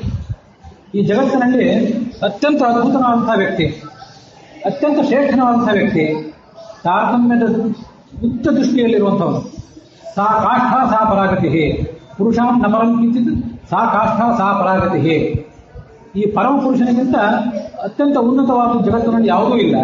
ಅಂಥ ಪರಮ ಪುರುಷನನ್ನ ನಾವು ನಮ್ಮ ಹೃದಯ ಕಮಲದಲ್ಲಿ ಸ್ವಾಗತ ಮಾಡಲಿಕ್ಕೆ ಆತನ ಎದುರಿಗೆ ನಮ್ಮ ಹೃದಯದ ಭಾವನೆಗಳನ್ನು ಹೇಳ್ಕೊಳ್ಳಿಕ್ಕೆ ನಮಗೆ ವರ್ಣಾತ್ಮಕ ಶಬ್ದಗಳಿಗಿಂತ ಧ್ವನ್ಯಾತ್ಮಕ ಶಬ್ದಗಳು ಹೆಚ್ಚು ಸೂಕ್ತ. ನಾವು ಒಂದು ಮಾತನ್ನು ಆಡಿದರೆ, ತಾವು ಬಂದ್ರಿ, ಬಹಳ ಸಂತೋಷ ಆಯಿತು, ನಾವು ನಮ್ಮಲ್ಲಿಗೆ ಬರಬೇಕು ಅಂತ ಬಹಳ ಕಾಲದಿಂದ ನಿಮ್ಮನ್ನು ವಿನಂತಿ ಮಾಡ್ತಾ ಇದ್ದೀವಿ, ನಮ್ಮ ಒಂದು ವಿನಂತಿಯನ್ನು ಮನ್ನಿಸಿ ನೀವು ಇಲ್ಲಿ ಬಂದಿದ್ದೀರಿ, ಹೀಗೆ 2-4 ವಾಕ್ಯ ನಾವು ಆಡಿದರೆ ಆ ವಾಕ್ಯಕ್ಕೆ ಎಷ್ಟೆಷ್ಟು ಅರ್ಥವೋ ಅಷ್ಟೇ ಅರ್ಥ. ನಾವು ಆಡುವ ಮಾತುಗಳಿಗೆ 3, 10, 100 ಅರ್ಥಗಳೆಲ್ಲರೂ ಒಂದೊಂದು ಅರ್ಥ ಇದ್ದರೆ ಅದೇ ಬಹಳ ದೊಡ್ಡದು. ಆದರೆ ಒಂದು ಧ್ವನ್ಯಾತ್ಮಕ ಶಬ್ದವನ್ನು ಒಬ್ಬ ಅತಿಥಿಯ ಎದುರಿಗೆ ಒಂದು ವಾದ್ಯವನ್ನು ಮತ್ತೊಂದು ತಾಳವಾದ್ಯವನ್ನು ಮೊಳಗಿಸಿ ಆತನ ಸ್ವಾಗತ ಮಾಡಿದರೆ ನಮ್ಮ ಮಾತುಗಳು ಹೇಳದ ಭಾವನೆಗಳನ್ನು ಒಂದು ವಾಕ್ಯ ಹೇಳ್ತದೆ. ಹಾಗೆ ಪರಮಾತ್ಮನ ನಾವು ಏನು ಹೇಳಬಲ್ಲೆವು? ಪರಮಾತ್ಮ ಎಲ್ಲ ಶಬ್ದಗಳಿಗೆ ಮೀರಿದವನು, ಮನಸ್ಸಿಗೆ ಮೀರಿದವನು. ಮನಸ್ಸಿಗೆ ಮೀರಿದಂತಹ ಎಲ್ಲ ಶಬ್ದಗಳಿಗೂ ಮೀರಿದಂತಹ ಪರಮಾತ್ಮನ ವೈಭವ ಏನಿದೆ ಅದನ್ನು ಹೇಳಲಿಕ್ಕೆ ಒಂದು ದೃಷ್ಟಿಯಿಂದ ವರ್ಣಾತ್ಮಕ ಶಬ್ದಕ್ಕಿಂತ ಧ್ವನ್ಯಾತ್ಮಕ ಶಬ್ದವೇ ಹೆಚ್ಚು ಸೂಕ್ತ ಅಂತ ನನಗೆ ಅನಿಸ್ತದೆ. ಶಾಸ್ತ್ರ ಹಾಗೇನು ಹೇಳಲಿಲ್ಲ. ವರ್ಣಾತ್ಮಕ ಶಬ್ದಗಳು, ಧ್ವನ್ಯಾತ್ಮಕ ಶಬ್ದಗಳು ಪರಮಾತ್ಮ ವೈಭವವನ್ನು ಸಮಾನವಾಗಿ ಪ್ರತಿಪಾದನೆ ಮಾಡಿವೆ. ಆದರೂ ಆ ಧ್ವನ್ಯಾತ್ಮಕ ಶಬ್ದಗಳು ಎಷ್ಟು ಮಂಜುಳವಾಗಿ, ಎಷ್ಟು ರಮ್ಯವಾಗಿ ಪರಮಾತ್ಮನ ವೈಭವವನ್ನು ಪ್ರತಿಪಾದನೆ ಮಾಡಿವೆ. ಅದನ್ನು ನಾವು ಮನಸ್ಸಿಗೆ ತಂದುಕೊಳ್ಬೇಕು ಅನ್ನೋ ದೃಷ್ಟಿಯಿಂದ ಈ ಮಾತನ್ನು ಹೇಳಿದೆ. ಸಮುದ್ರದ ಎದುರಿಗೆ ನಾವು ಹೋಗಿ ನಿಂತ್ಕೋತೀವಲ್ಲ, ಸಮುದ್ರ ಘೋಷ ಇರ್ತದಲ್ಲ, ಸಮುದ್ರದ ಘೋಷ ಏನಿದೆ ಆ ಘೋಷ ಎಂಬುದು ಪರಮಾತ್ಮ ಯಾರಿಗೂ ಬಗ್ಗದವನು, ಪರಮಾತ್ಮ ಯಾರಿಗೂ ಸೋಲದವನು. ನೀವು ಜಗತ್ತಿನಲ್ಲಿ ಯಾವ ಶತ್ರುವನ್ನಾದರೂ ಸೋಲಿಸಬಹುದು, ಆದರೆ ಪರಮಾತ್ಮನನ್ನು ಸೋಲಿಸಲಿಕ್ಕೆ ಸಾಧ್ಯವಿಲ್ಲ. ಪರಮಾತ್ಮ ಅಜೇಯನಾಗಿದ್ದಾನೆ, ಪರಮಾತ್ಮನ ಪರಾಜಿತನನ್ನಾಗಿ ಮಾಡಲಿಕ್ಕೆ ಯಾರಿಗೂ ಸಾಧ್ಯವಿಲ್ಲ ಅನ್ನೋದನ್ನು ಹೇಳಿದೆ. ಹೀಗೆ ಸಮುದ್ರದ ಎದುರಿಗೆ ನಾವು ನಿಂತ್ಕೊಂಡು ಅದರ ಘೋಷವನ್ನು ತಿಳ್ಕೊಳ್ಳುವಾಗ ಇದು ಪರಮಾತ್ಮನ ಶಕ್ತಿಯನ್ನು ಹೇಳಿದೆ ಅನುಸಂಧಾನ ಮಾಡಬೇಕು. ದೇವಾಲಯಗಳಿಗೆ ಹೋಗಿ ಅಲ್ಲಿ ಗಂಟೆಯನ್ನು ನಾವು ಮೊಳಗಿಸ್ತೀವಿ, ಗಂಟೆಯನ್ನು ಮೊಳಗಿಸಿ ಆ ಬಳಿಕ ಪರಮಾತ್ಮನಿಗೆ ನಮಸ್ಕಾರ ಮಾಡ್ತೀವಿ. ಇಲ್ಲಿ ಎಲ್ಲ ಕಡೆ ಕೂಡ ಆ ಗಂಟೆಯೂ ಕೂಡ ಪರಮಾತ್ಮನ ಉದಾತ್ತತ್ವವನ್ನು, ಪರಮಾತ್ಮನ ಅತ್ಯಂತ ಶ್ರೇಷ್ಠತೆಯನ್ನು ಆ ಗಂಟೆ ಹೇಳಿದೆ. ಇದನ್ನು ತಿಳ್ಕೊಳ್ಬೇಕು. ಇಲ್ಲದೆ ಹೋದರೆ ಗಂಟೆಯನ್ನು ಬಾರಿಸಿದ್ದಕ್ಕೂ ನಾವು ನಮ್ಮ ಬಾಯಿಯಿಂದ ಜೋರಾಗಿ ಗದ್ದಲ ಮಾಡಿದ್ದಕ್ಕೂ ಯಾವುದೇ ವ್ಯತ್ಯಾಸ ಇರಲಿಕ್ಕಿಲ್ಲ. ನಾವು ಯಾವ ಯಾವ ಶಬ್ದದಿಂದ ಯಾವ ಯಾವ ಪರಮಾತ್ಮನ ಗುಣ ವ್ಯಕ್ತ ಆಗ್ತಿದೆ ಅನ್ನೋದನ್ನು ಅನುಸಂಧಾನ ಮಾಡದೆ ಹೋದರೆ ಇದು ಕೇವಲ ಕಂಠ ಶ್ರಮ, ಅರಣ್ಯ ರೋದನ. ಜೋರಾಗಿ ನಾವು ಕಿರ್ಚಾಡಿದ್ರು, ಪರಮಾತ್ಮ ಸ್ತೋತ್ರವನ್ನು ಹೇಳಿದ್ರು, ಪರಮಾತ್ಮನಿಗೆ ವಾಕ್ಯಗಳನ್ನು ಮೊಳಗಿಸಿದ್ರು, ಯಾವುದೇ ವ್ಯತ್ಯಾಸ ಇರಲಿಕ್ಕೆ ಸಾಧ್ಯವಿಲ್ಲ. ಆದ್ದರಿಂದ ಪ್ರತಿಯೊಂದು ವರ್ಣಾತ್ಮಕ ಶಬ್ದವು, ಪ್ರತಿಯೊಂದು ಧನ್ಯಾತ್ಮಕ ಶಬ್ದವೂ ಕೂಡ ಪರಮಾತ್ಮನ ಆ ಒಂದು ಮಹಿಮೆಯನ್ನು ಹೇಳಿದೆ. ನಾವು ಉಸಿರಾಡುವಾಗ ಯಾವ ಶಬ್ದ ಆಗ್ತದಲ್ಲ, ಬಹಳ ಸೂಕ್ಷ್ಮವಾದ ಶಬ್ದ. ಆ ಉಸಿರಾಡುವಾಗ ಉಂಟಾಗುವಂತಹ ಅತ್ಯಂತ ಸೂಕ್ಷ್ಮವಾದ ಶಬ್ದವೂ ಕೂಡ ಪರಮಾತ್ಮನ ಯಥಾಸ್ಥಿತಿಯನ್ನು ಹೇಳಿದೆ. ಪರಮಾತ್ಮ ಅನಾದಿ ಕಾಲದಿಂದ ಅನಂತ ಕಾಲದವರೆಗೂ ಕೂಡ ಏಕರೂಪದಲ್ಲಿರುವಂಥವನು. ಅವನಲ್ಲಿ ಯಾವುದೇ ರೀತಿಯಾದ ಬದಲಾವಣೆ ಇಲ್ಲ. ನ ಕರ್ಮಣ ವರ್ಧತೆ ನೋ ಕನೀಯ. ಯಾವುದೇ ಕರ್ಮವನ್ನು ಮಾಡಿ ಆತ ರಾಮನಾಗಿ ಹುಟ್ಟಿದ, ಕೃಷ್ಣನಾಗಿ ಹುಟ್ಟಿದ, ಕೃಷ್ಣನಾಗಿ ಹುಟ್ಟಿ ಪ್ರಾತಃ ಕಾಲದಲ್ಲಿ ಎದ್ದು ಸ್ನಾನ, ಸಂಧ್ಯಾವಂದನೆ, ದೇವರ ಪೂಜೆ, ಬ್ರಾಹ್ಮಣರ ಆರಾಧನೆ ಇದೆಲ್ಲವನ್ನೂ ಕೂಡ ಆತ ಮಾಡಿದ ಅಂತ ಭಾಗವತದ ದಶಮಸ್ಕಂದ ವರ್ಣನೆ ಮಾಡಿದೆ. ಈ ಯಾವ ಕರ್ಮವನ್ನು ಮಾಡಿದ್ರಿಂದ ಆತನಲ್ಲಿ ಅಭಿವೃದ್ಧಿ ಏನಿಲ್ಲ, ಆತನಿಗೆ ಸಿಗಬೇಕಾದ್ದೇನಿಲ್ಲ. ಯಾವುದೇ ಕರ್ಮವನ್ನು ಮಾಡದೆ ಹೋದರೂ ಕೂಡ ಆತನಿಗೆ ಯಾವ ತೊಂದರೆಯೂ ಇಲ್ಲ, ಯಾವ ಕೊರತೆಯೂ ಇಲ್ಲ. ನ ಕರ್ಮಣ ವರ್ಧತೆ. ಕರ್ಮವನ್ನು ಮಾಡಿ ಆತ ದೊಡ್ಡವರಾಗಬೇಕಾಗಿಲ್ಲ, ಕರ್ಮವನ್ನು ಬಿಟ್ಟು ಆತ ಸಣ್ಣವನಾಗಬೇಕಾಗಿಯೂ ಇಲ್ಲ. ಹೀಗೆ ಪರಮಾತ್ಮ ಅನಾದಿ ಕಾಲದಿಂದ ಅನಂತ ಕಾಲದವರೆಗೂ ಕೂಡ ಯಥಾವತ್ತಾಗಿ ಒಂದೇ ರೀತಿಯಲ್ಲಿ ಸ್ಥಿತನಾಗಿದ್ದಾನೆ ಅನ್ನೋದನ್ನು, ಅವನ ಆ ಪರಮಾತ್ಮನ ಮಹಿಮೆಯನ್ನು ನಮ್ಮ ಶ್ವಾಸೋಚ್ಛ್ವಾಸ, ನಿತ್ಯ ನಾವು ಶ್ವಾಸೋಚ್ಛ್ವಾಸ ಮಾಡುವಾಗ ಒಂದು ಸ್ಥಿರವಾದ ಶಬ್ದ ಏನು ಬರ್ತದೆ, ಈ ಶಬ್ದ ಪರಮಾತ್ಮನ ಮಹಿಮೆಯನ್ನು ವರ್ಣನೆ ಮಾಡಿದೆ ಅಂತ ಹೀಗೆ ತಿಳ್ಕೊಳ್ಬೇಕು. ಹೀಗೆ ಸಕಲ ಶಬ್ದಗಳು ಕೂಡ, ಅದು ಧ್ವನ್ಯಾತ್ಮಕ ಶಬ್ದ ಇರ್ಬೋದು, ವರ್ಣಾತ್ಮಕ ಶಬ್ದ ಇರ್ಬೋದು, ಋಗ್ವೇದ ಇರ್ಬೋದು, ಯಜುರ್ವೇದ ಇರ್ಬೋದು, ಅಥವಾ ಭಾಗವತ ಭಾರತಾದಿ ಗ್ರಂಥಗಳಲ್ಲಿ ಪರಮಾತ್ಮನನ್ನು ವರ್ಣನೆ ಮಾಡುವಂಥ ವಿಭಿನ್ನ ಭಾಗಗಳಿರ್ಬೋದು. ಆ ಎಲ್ಲ ಭಾಗಗಳು ಕೂಡ ಪರಮಾತ್ಮನ ಮಹಿಮೆಯನ್ನೇ ವರ್ಣನೆ ಮಾಡಿವೆ ಹೊರತು ಮತ್ತೇನೋ ವರ್ಣನೆ ಮಾಡಿಲ್ಲ ಅಂತನ್ನೋದನ್ನು ಆ ಶಾಸ್ತ್ರಗಳ ಅಂತರಾರ್ಥ ಏನಿದೆ, ಅಂತರಾರ್ಥವನ್ನು ಹೀಗೆ ಉಪನಿಷತ್ತುಗಳು ಮತ್ತು ಉಪನಿಷತ್ತಿನ ಭಾಷ್ಯಗಳು, ಅದರ ಟೀಕೆಗಳು, ಹೀಗೆ ಅವುಗಳ ಬೆಳಕಿನಲ್ಲಿ ನಾವು ತಿಳ್ಕೊಳ್ಬೇಕು. ತಿಳ್ಕೊಂಡು ಆ ಮೂಲಕ ಸಂಹಿತಾಧ್ಯಯನ ಮತ್ತು ಪದಪಾಠದ ಅಧ್ಯಯನ, ಹಾಗೆ ಕ್ರಮಪಾಠದ ಅಧ್ಯಯನ ಇದೆಲ್ಲವೂ ಕೂಡ ಆ ಪರಮಾತ್ಮನ ಗುಣವೈಭವಕ್ಕೆ ವಾಚಕವಾಗಿಯೇ ಹೊರತು ಮತ್ತೆ ಯಾವುದೇ ಲೌಕಿಕ ಸಂಗತಿಯನ್ನು ಹೇಳ್ತಾ ಇಲ್ಲ ಅನ್ನೋ ಎಚ್ಚರಿಕೆಯನ್ನು ನಾವು ಇಟ್ಕೊಳ್ಬೇಕು. ನಮ್ಮಲ್ಲಿ ಈ ಎಚ್ಚರಿಕೆಯನ್ನು ಕೊಟ್ಟವರು ಆಚಾರ್ಯರೊಬ್ಬರು. ಉಳಿದವರು ಎಷ್ಟೋ ಜನ ವೇದಗಳು ಕೆಲವು ಬಾರಿ ಕೇವಲ ಯಜ್ಞಗಳನ್ನು ಹೇಳ್ತವೆ, ಕರ್ಮಕಾಂಡವನ್ನು ಹೇಳ್ತವೆ. ವೇದದಲ್ಲಿ 2 ಭಾಗ ಇದೆ, ಜ್ಞಾನಕಾಂಡ ಅಂತ ಒಂದು ಭಾಗ, ಕರ್ಮಕಾಂಡ ಅಂತ ಒಂದು ಭಾಗ. ಕರ್ಮಕಾಂಡ ಎಂಬುದು ಕೇವಲ ಯಜ್ಞಗಳನ್ನು ಹೇಗೆ ಮಾಡಬೇಕು, ಯಾವ ಹೋಮ ದ್ರವ್ಯವನ್ನು ಯಾವಾಗ ಯಾವ ಮಂತ್ರದ ಜೊತೆಗೆ ಅಗ್ನಿಯಲ್ಲಿ ಹೋಮ ಮಾಡಬೇಕು, ಇಷ್ಟನ್ನೇ ಪ್ರತಿಪಾದನೆ ಮಾಡ್ತದೆ ಅಂತ ಹೇಳೋರಿದ್ದಾರೆ. ಋಗ್ವೇದ ಯಜುರ್ವೇದ ಮೊದಲಾದೆಲ್ಲವೂ ಕೂಡ ಆ ಕರ್ಮಕಾಂಡಕ್ಕೆ ಬೇಕಾದಂತಹ ಮಾಹಿತಿಯನ್ನು ಒದಗಿಸ್ತದೆ. ಉಪನಿಷತ್ತು ಪರಮಾತ್ಮನ ಕುರಿತಾದ ರಹಸ್ಯ ಏನಿದೆ ಅದನ್ನು ವರ್ಣನೆ ಮಾಡ್ತದೆ. ಹೀಗೆ ಜ್ಞಾನಕಾಂಡ ಬೇರೆ ಕರ್ಮಕಾಂಡ ಬೇರೆ ಅಂತ ವರ್ಣನೆ ಮಾಡಿದವರಿದ್ದಾರೆ. ಇದೆಲ್ಲ ಉಪನಿಷತ್ತಿನ ಅಂತರಾರ್ಥಕ್ಕೆ ವಿರುದ್ಧ.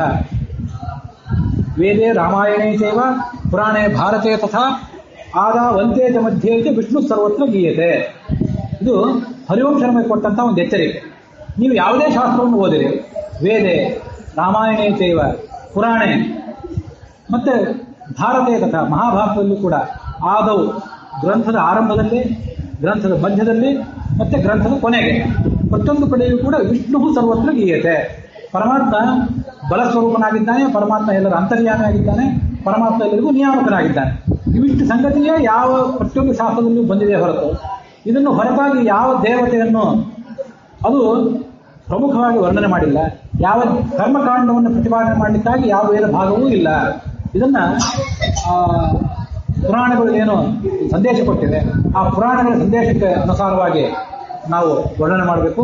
ಹೀಗೆ ಮಾಡಿದ್ದಾದರೆ ನಮ್ಮ ಸಂಹಿತಾಧ್ಯಯನ, ನಮ್ಮ ಪದಪಾಠದ ಅಧ್ಯಯನ, ನಮ್ಮ ಕ್ರಮಪಾಠದ ಅಧ್ಯಯನ ಇದೆಲ್ಲವೂ ಕೂಡ ಸಾರ್ಥಕವಾಗಿ ಸಾಧ್ಯ.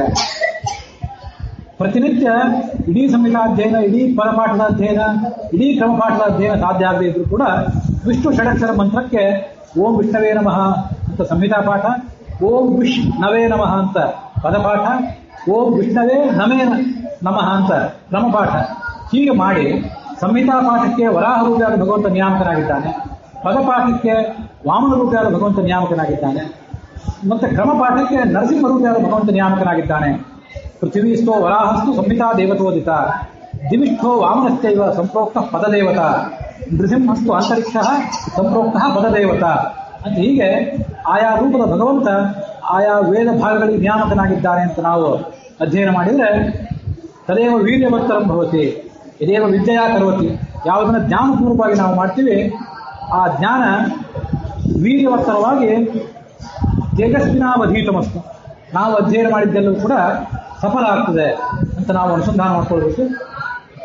ಹೀಗಿಷ್ಟು ಆ ಶ್ರವಣ ಮನನ ಧ್ಯಾನ ಕುರಿತಾಗಿ ನಾನು ನನ್ನ ಸೀಮಿತವಾದಂಥ ಜ್ಞಾನ ಅನುಭವಗಳ ಹಿನ್ನೆಲೆಯಲ್ಲಿ ಏನು ಹೇಳಲಿಕ್ಕೆ ನನಗೆ ಸಾಧ್ಯ ಆಯಿತು ಅಂತ ಹೇಳಿದ್ದೇನೆ. ನಾಳೆ ದಿವಸ ಶ್ರೀಪಾದಂಗಳವರ ಸಮ್ಮುಖದಲ್ಲಿ ಕೂಡ ಸ್ವಲ್ಪ ಮತ್ತು ತಾವೆಲ್ಲ ವಿದ್ವಾಂಸರಿದ್ದೀರಿ, ವಿದ್ಯಾರ್ಥಿಗಳಿದ್ದೀರಿ, ಮಹಾಭಾಗವತರ ಅವರ ಶ್ರೋತೃಗಳಿದ್ದೀರಿ, ತಮ್ಮ ಸಮ್ಮುಖದಲ್ಲಿ ಕೂಡ ಮತ್ತೆ ಕೆಲವು ಮಾತುಗಳನ್ನು ನಾಳೆ ಹೇಳಿ ಅದರ ಉಪಸಂಹಾರ ಮಾಡ್ತೇನೆ. ಇವತ್ತಿಗೆ ಇಲ್ಲಿಯ ಈ ಭಾಗ ಸಮಾಪ್ತಿಯನ್ನು ಕಂಡಿದೆ.